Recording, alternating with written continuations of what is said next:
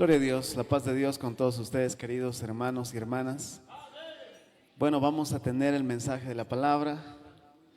Gloria a Dios. Bueno, dense la mano unos a otros, por favor. Tal vez recién ha llegado alguien, está de tu detrás, de tu delante, tu lado. Excelente. Siempre es bueno generar conexiones saludables con nuestros hermanos en Cristo.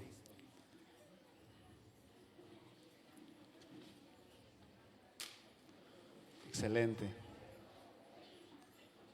Muy bien. Vamos a abrir nuestras Biblias en el libro de Primera de Timoteo. Primera de Timoteo, capítulo 2.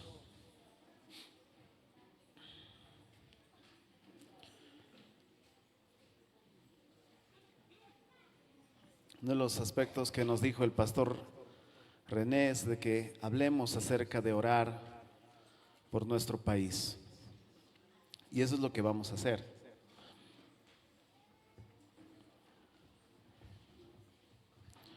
Muy bien, entonces, Primera de Timoteo capítulo 2, versículos 1 al 4, es lo que vamos a dar lectura. Excelente.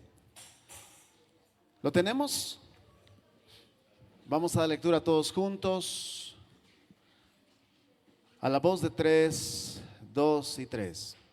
Exhorto ante todo a que se hagan rogativas, oraciones, peticiones y acciones de gracias por todos los hombres, por los reyes y por todos los que están en eminencia, para que vivamos quieta y reposadamente en toda piedad y honestidad, porque esto es bueno y agradable delante de Dios nuestro Salvador, el cual quiere que todos los hombres sean salvos y vengan al conocimiento de la verdad.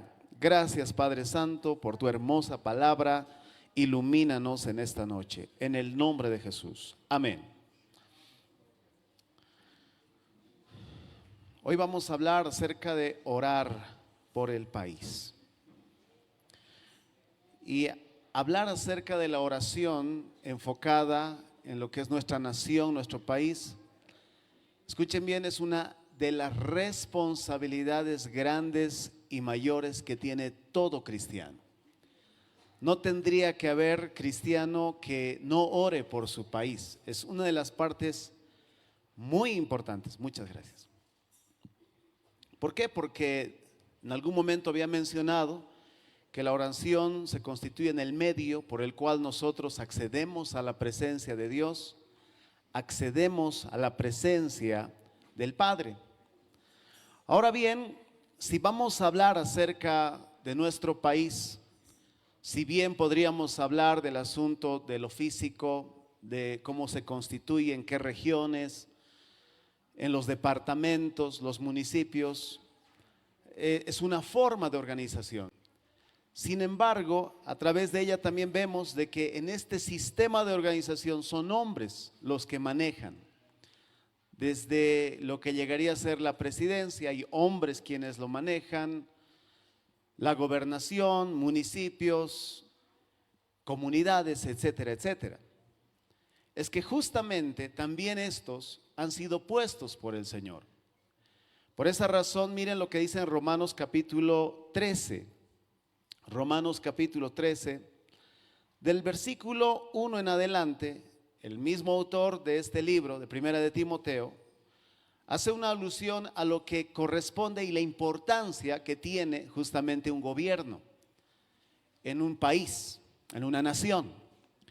Y vamos a ver todos juntos mirando la pantalla, bien en sus Biblias, y vamos a ir hasta el versículo 6, es que tenemos que tener la base acerca de esto. Dice: sométase toda persona a las autoridades superiores.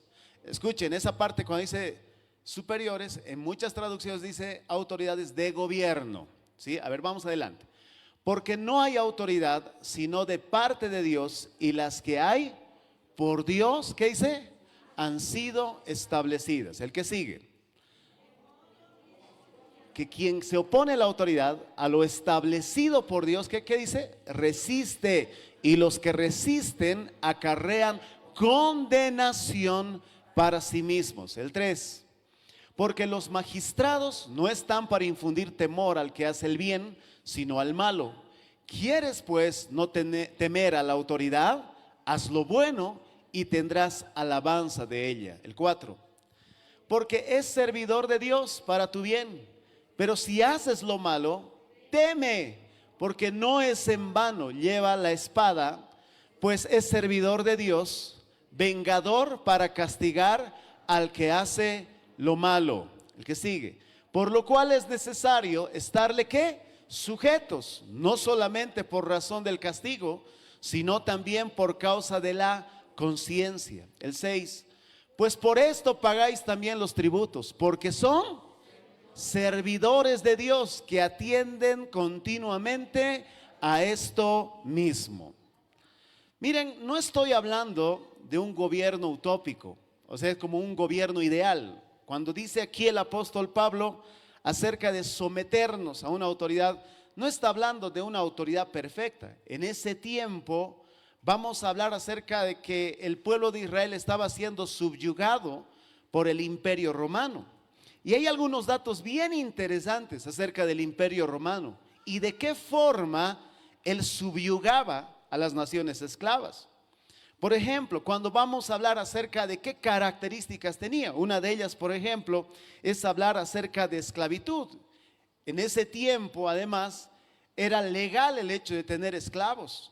Y el imperio romano, obviamente, en sus conquistas grandes que tenía, tomaba mucha gente para que sean servidumbre dentro de su imperio.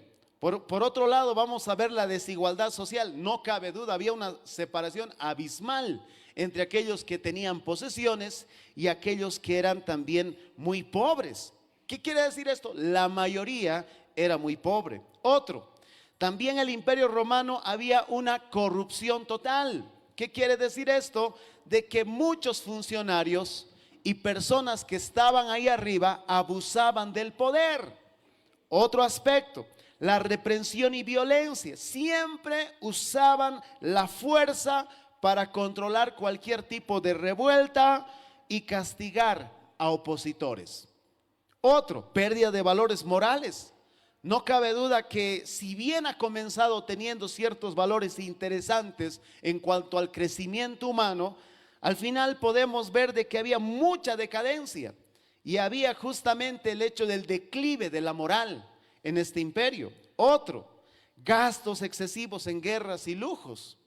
Justamente esto habría debilitado completamente la economía y habría generado crisis. O sea, no estamos hablando de un gobierno perfecto. El apóstol Pablo no está hablando justamente de un gobierno perfecto. Está hablando de un gobierno de humanos. Porque los humanos tienen tendencia, en muchos casos, a hacer lo bueno, pero también tienen tendencia, cuando llegan al poder, a hacer lo malo. Pero también hace mención acerca de una persecución religiosa. El imperio romano, con muchos de sus emperadores, fueron sanguinarios en su persecución a los cristianos. Esto quiere decir, hermanos, que el apóstol Pablo no está hablando justamente de un gobierno bien hermoso por el cual hay que sujetarse, someterse. No, es que justamente el apóstol Pablo habla de este sometimiento en función a ciertas actividades civiles que todos deberían realizarlas. Obviamente, no en cuestión de seguir sus lineamientos políticos o morales o religiosos. Por esa razón hay algunos datos más interesantes acerca del imperio romano. Por ejemplo, cuando vamos a hablar de la religión, eran politeístas. Eran personas que creían en muchos dioses y esto habían heredado de la mitología griega. Hablar acerca de Júpiter, Marte, Venus. Estamos hablando justamente de un imperio que no tenía en cuenta plenamente a lo que era Dios, sino tenía muchos dioses. Imagínense eso. O sea, estamos hablando de un politeísmo tan terrible que no consideraba a Dios. Por tanto, cuando se levantó un Dios, en este caso Jesucristo, como el único salvador de la humanidad, lo que sucedió, ¿qué fue? Perseguirlos, matarlos encarnizadamente, arrestarlos, apresarlos, hacerlos morir con gladiadores, con fieras. Es que justamente este imperio no era otra vez un imperio que emanaba cierta conexión con los valores cristianos. Otro aspecto, cuando vamos a hablar del aspecto moral, por ejemplo, no cabe duda, dije al inicio, probablemente tendría ciertos valores muy importantes en cuestión de disciplina. Se hacía mucho honor al tema del cuerpo. Esto habían heredado también de los griegos. Pero también el asunto del honor, la obediencia y lealtad a su imperio era bien fundamental. Si bien en algún momento establecieron también un sistema de gobierno como el que tenemos ahora, hablando de senado, diputado, etcétera, de las bases del imperio romano, es que se gesta justamente esto. Pero la decadencia moral era atroz. ¿Por qué razón? Porque justamente en su declive había corrupción, lujos excesivos, violencia, inmoralidades de cualquier tipo. El apóstol Pablo está hablando justamente de ese tipo de gobiernos. Gobiernos que son guiados por seres humanos. Entonces, cuando yo hago esta introducción acerca de esto, quiero decirles, en primer lugar, no estoy defendiendo a un gobierno.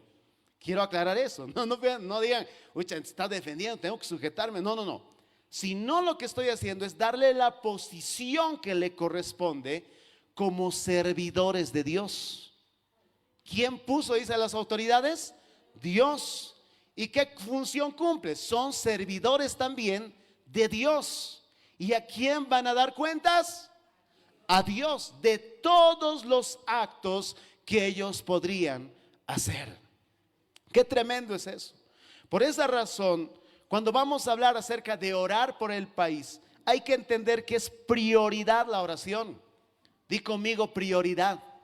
Por eso, cuando comienza en Primera de Timoteo, capítulo 2:1, es bien enfático cuando dice, exhorto ante todo. Pónmelo por favor ese versículo. Exhorto ante todo. Interesante, ¿no? Dándole cierto lugar prominente al asunto de orar por nuestro país. No es cualquier cosa. Es que de verdad era muy importante, muy relevante. Hermanos, ¿por qué lo dice el apóstol Pablo? Porque no cabe duda, si bien nuestro evangelio, si bien puedes decir tú, yo estoy bien con Cristo, mi esposa está bien con Cristo, mis hijos están bien con Cristo, si se han dado cuenta, no cabe duda que también cómo maneje el gobernante un país, también afecta a los cristianos. Afecta plenamente en cualquier decisión positiva o negativa que se tome. No cabe duda que también las personas que son subyugadas por un emperador, en un momento dado, si toma buenas decisiones el emperador, bien pueden enriquecerse. Si toma malas decisiones, bien pueden empobrecerse. Por esa razón, es importante hablar acerca de la oración y es una prioridad la oración. Por otro lado, el asunto del evangelio. Si bien vamos a hablar de un crecimiento del evangelio en el tiempo del apóstol Pablo, la persecución estaba diezmando a las personas porque era atroz. Cargaban a cientos y cientos de personas para meterlos a las cárceles o bien hasta matarlos. Ahora bien, cuando justamente un emperador también, Constantino, es quien se siente y entiende también que había algo tan de verdad como lo que llegaría a ser el cristianismo, es que la religión oficial de todo un imperio se convierte el cristianismo, porque él se convierte, bueno, es lo que dice la historia, y a través de ella el cristianismo se empieza a proliferar por todo un imperio, convirtiéndose legal, haciéndose legal el hecho de su predicación y podía expandirse y organizarse por un vasto territorio. Y eso, ¿cuándo sucede? Justamente cuando también emperadores o reyes o presidentes, si vamos a decir para nuestro tiempo, suelen tomar decisiones. Por esa razón, exhorto ante todo, dice el apóstol Pablo, ante todo cristiano debería orar por su país todos los días, en tiempos buenos y en tiempos malos, en tiempos de abundancia o en tiempos de escasez, o en tiempos de paz o en tiempos de convulsión. Todos los días nosotros debíamos dar un espacio muy específico a lo que es la oración por nuestro país. Porque es importante, porque en ella vivimos.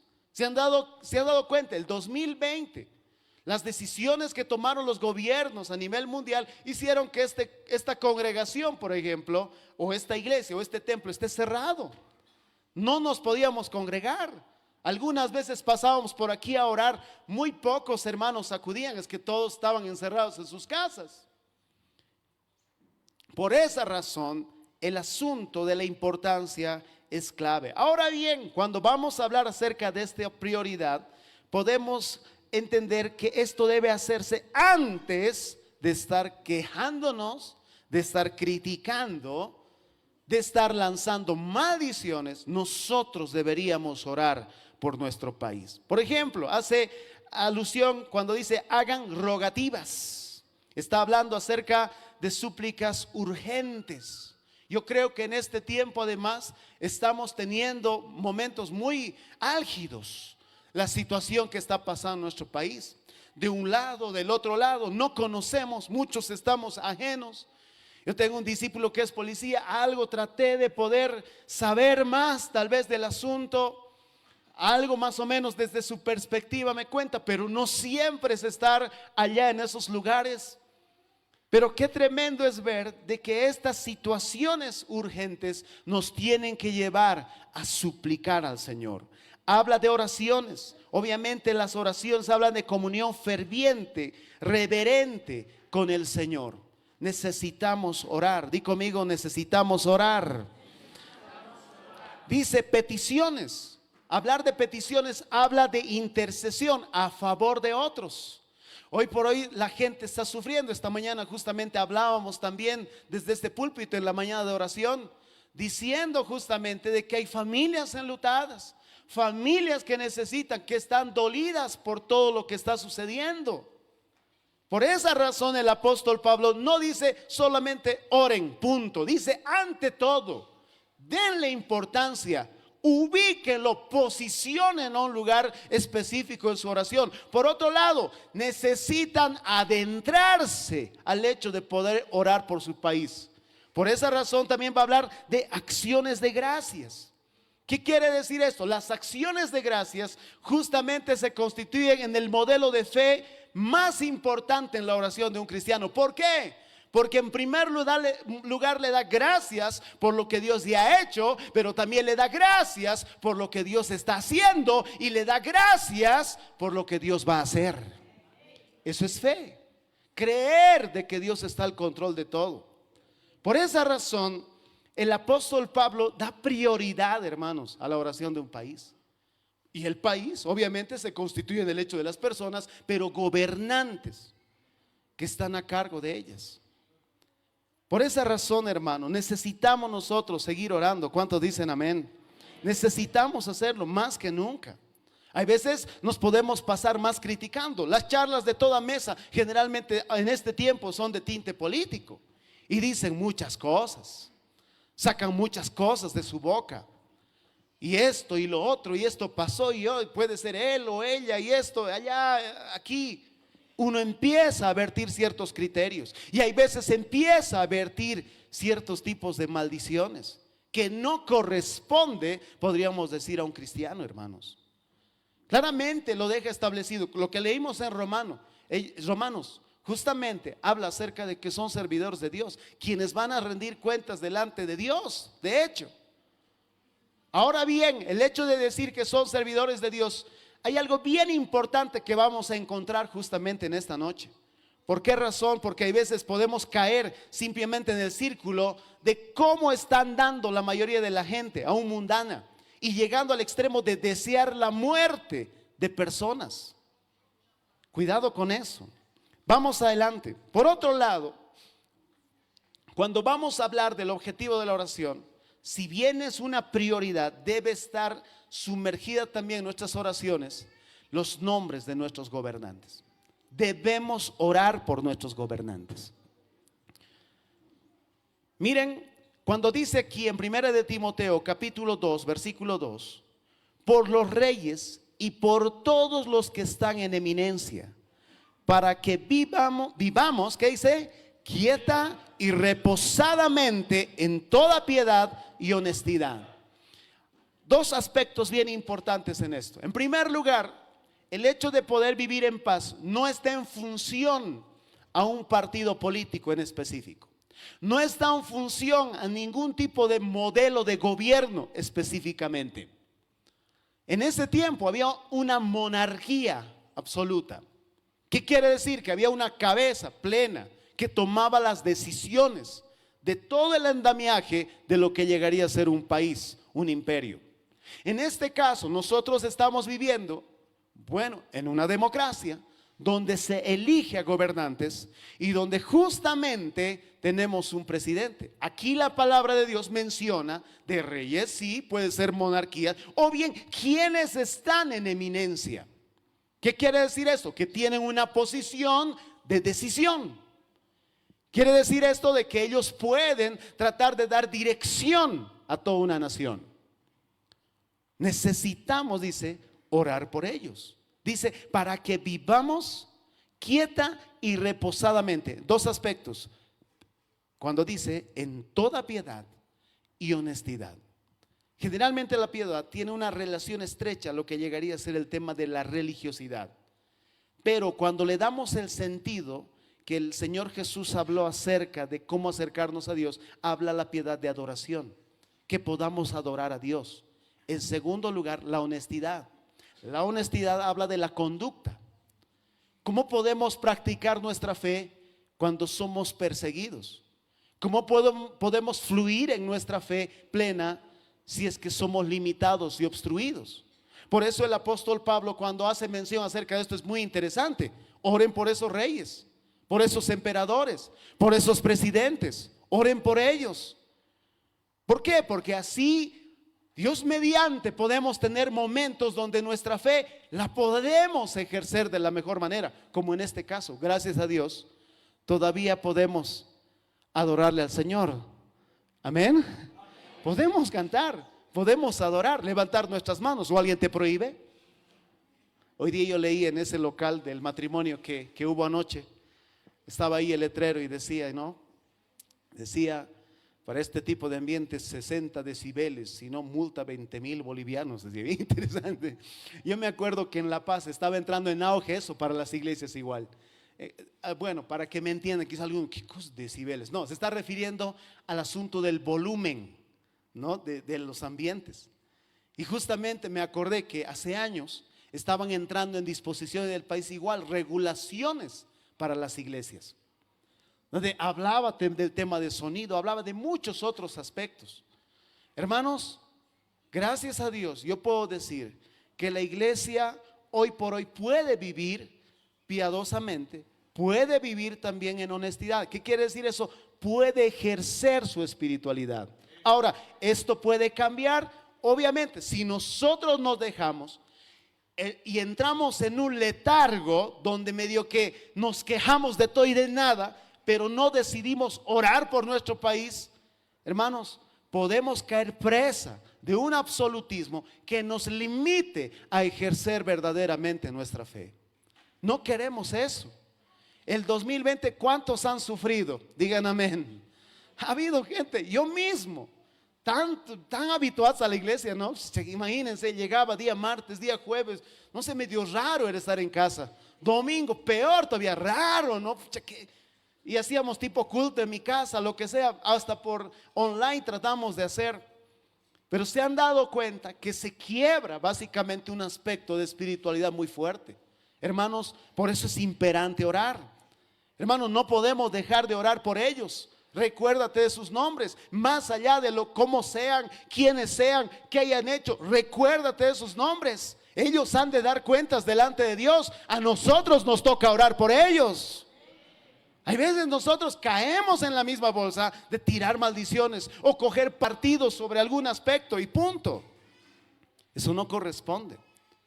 Porque hablar acerca de orar, hermano, no es hablar de simple política. Estamos hablando de un aspecto espiritual, porque sabemos que las personas se mueven o bien bajo influencias del Espíritu Santo, del poder de Dios, o hay personas que se mueven también bajo influencias de espíritus malignos.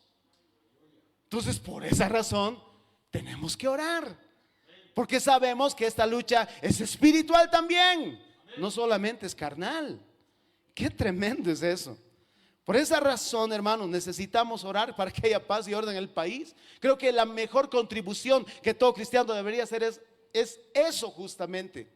Y hacerlo todos los días, donde estés, en el lugar donde te encuentres. O bien aquí hemos sido convocados, aquí también orar por nuestro país. ¿Qué más podemos hacer? Quejándote, ¿haces algo? Haciendo especulaciones, ¿haces algo? Alucinando en ciertas conjeturas, ¿haces algo? Maquinando tal vez ciertas cosas, ¿haces algo? Desesperándote nomás, ¿haces algo? Comienza nuestra acción cuando empezamos a orar por nuestro país. Ahí comienza.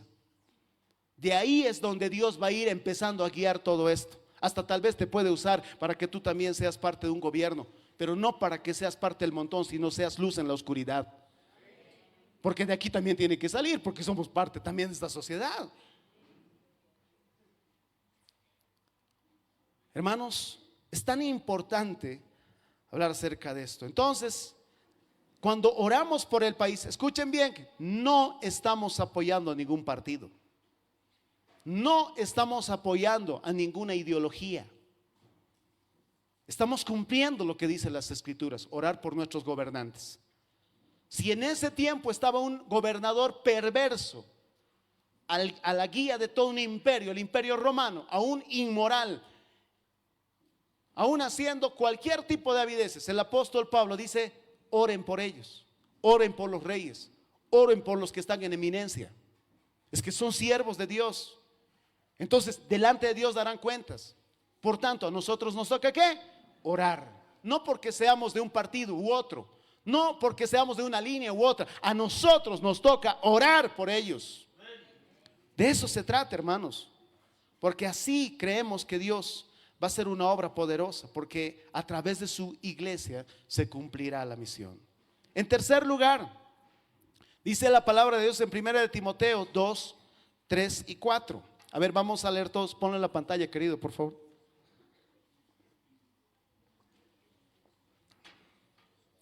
Dice: porque esto es bueno y agradable delante de Dios nuestro Salvador. ¿Qué cosa? ¿Qué? Dice: el cual quiere, ¿qué cosa quiere? Que todos los hombres sean salvos y vengan al conocimiento de la verdad. ¿Qué quiere decir esto? Cuando hablamos acerca de la salvación, todo ser humano vivo tiene la posibilidad de arrepentirse y abrir su corazón y recibir al Señor Jesucristo como su Señor y Salvador personal.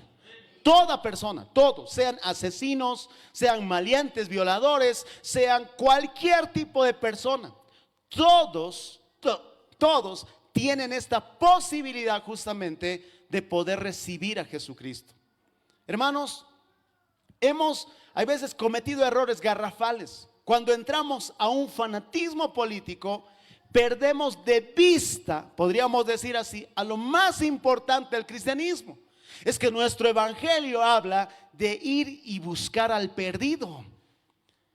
Por esa razón, cualquier persona con cualquier tipo de acción, si está vivo en esta tierra, tiene posibilidad de conocer a Jesucristo como su Señor y Salvador personal. ¿Será que habrá gente aquí que en algún momento haya sido desechado? No digo que levanten la mano. Uno de los pastores de la región me decía, no, decía en su habla, ahí está ese hombre, decía el pastor de él, le señalaba, ¿no? Ahí está ese hombre que puso sus ojos en mí, decía yo, a mí, por mí nadie no daba ni un centavo, decía, ¿no? Interesante.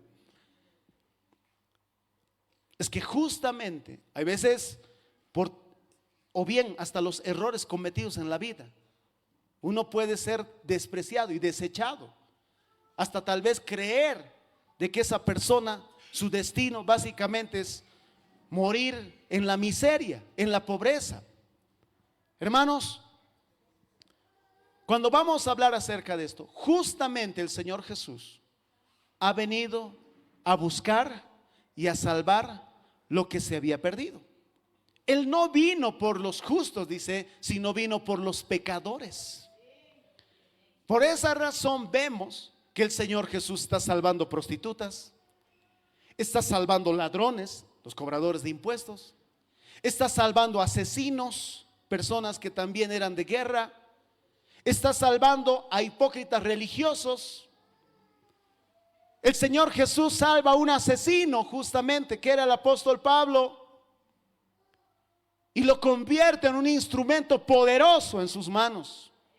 Es que justamente el evangelio de Jesucristo es aquello que debe llegar a los corazones, aún de los gobernantes.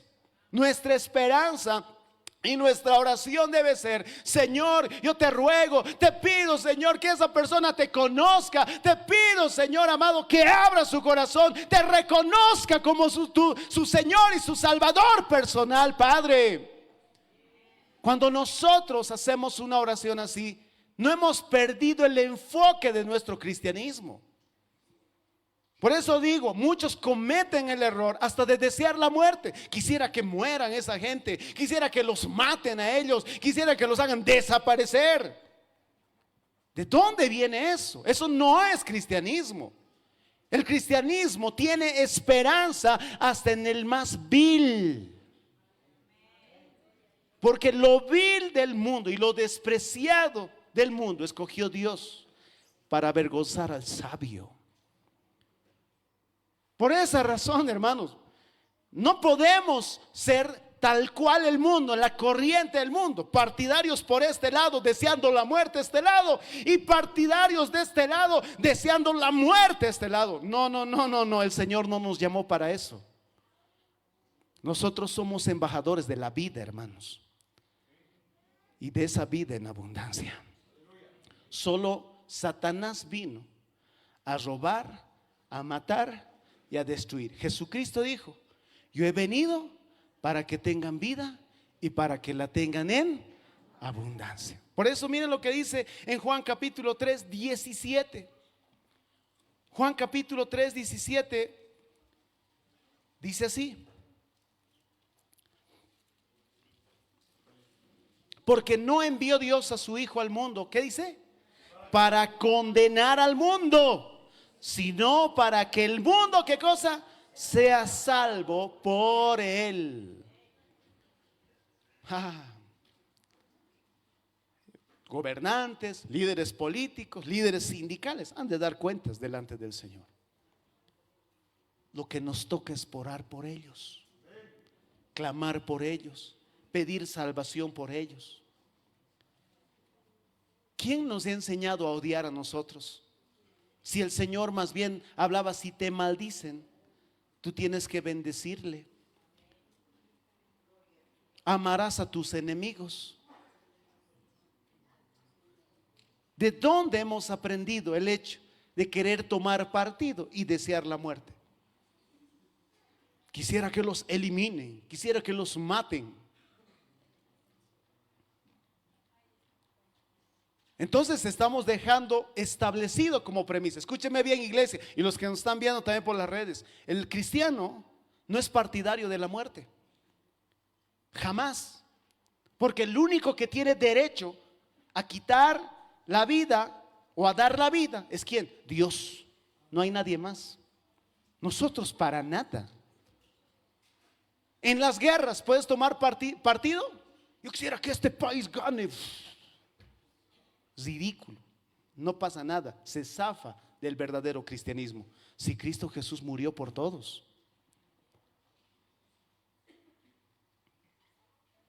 Y quieren que todos vengan al arrepentimiento.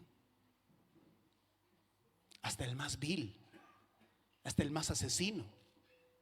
No podemos gozarnos como partidarios, digamos, decir, bueno, están muriendo del otro lado, ay, más bien.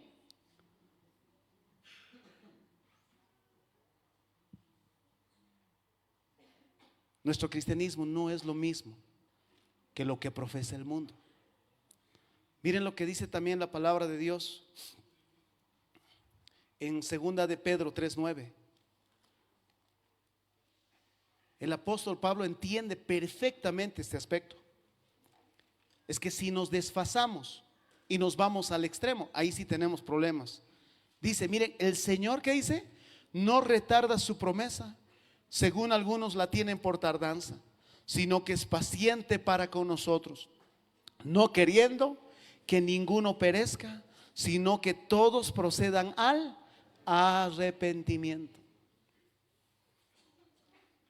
Nuestra oración siempre va a ir enfocada a que Dios pueda dar vida a ese muerto espiritual. Si bien está siendo manejado por espíritus demoníacos, a nosotros nos ha dado Dios también el poder y la autoridad para echar fuera demonios. Por esa razón el cristiano no va a desear la muerte, sino va a desear la vida, porque nosotros somos embajadores de la vida, porque Jesucristo es vida.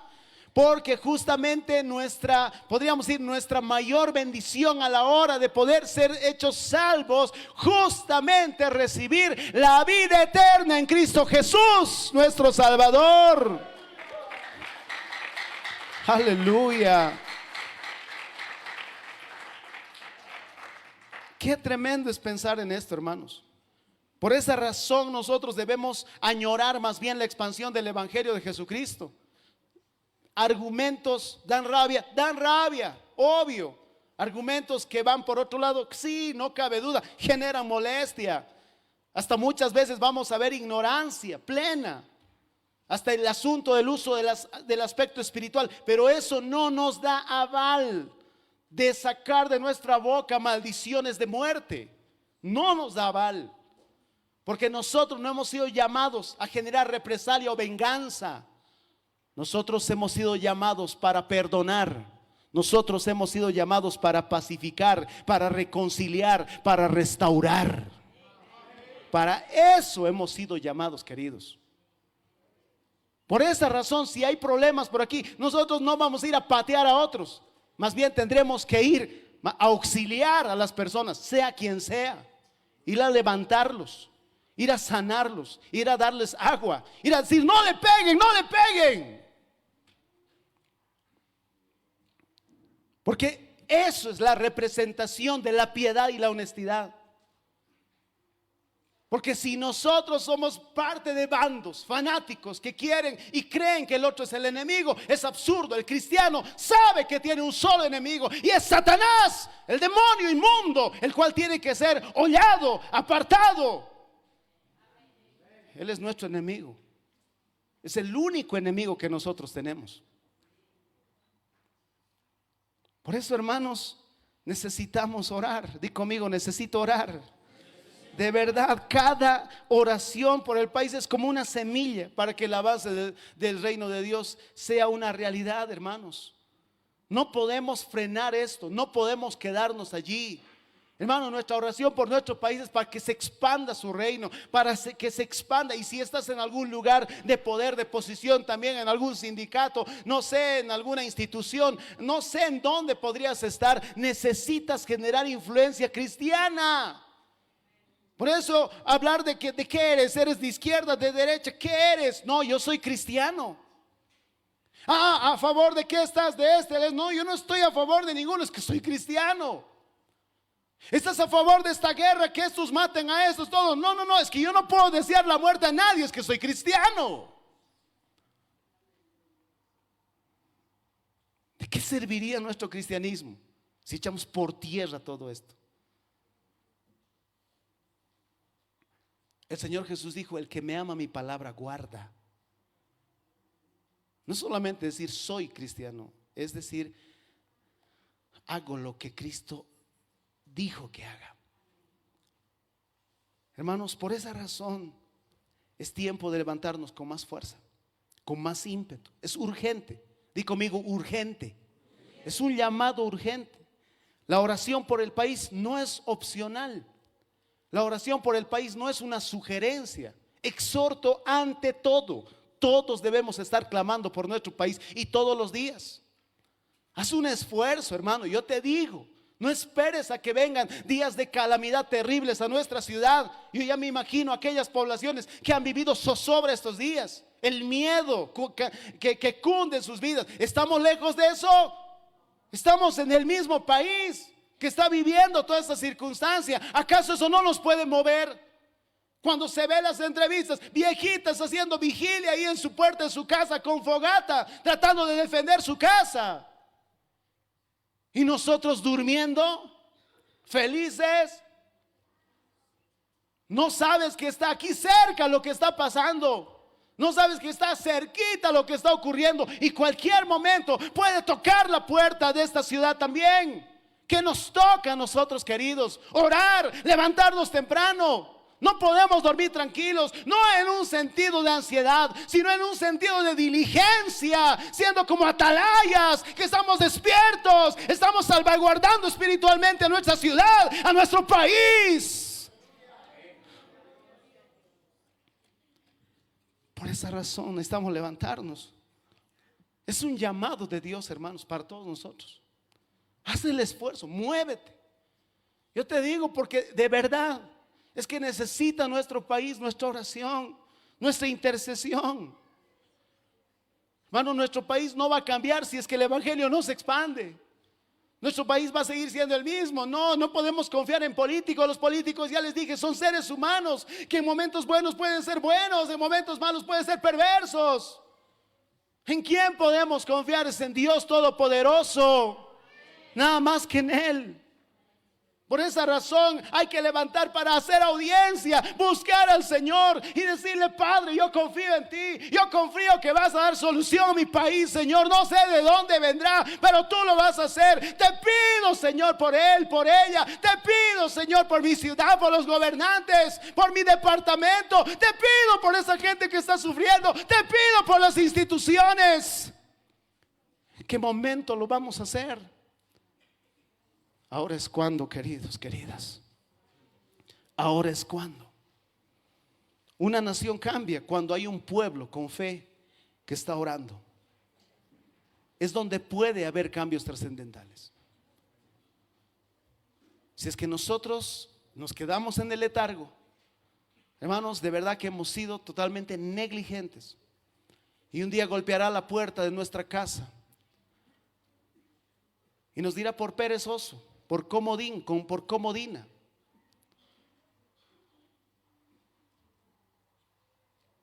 Si vives lejos, no te digo ya vení, tal vez probablemente no tienes recursos. Quizá a duras penas has llegado a esta iglesia hoy día, no lo sé. Pero por lo menos levántate de tu lecho, ponte alarma y empieza a orar a partir de las 6 de la mañana.